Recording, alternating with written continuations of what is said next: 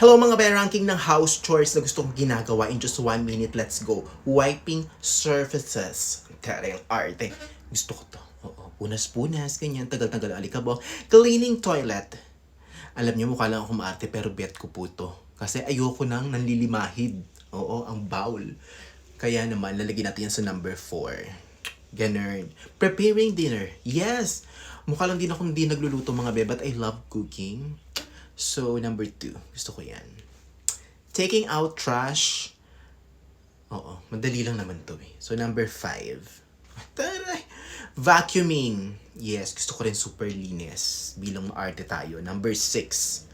Washing dishes. Ito talaga yung number 1 mga be.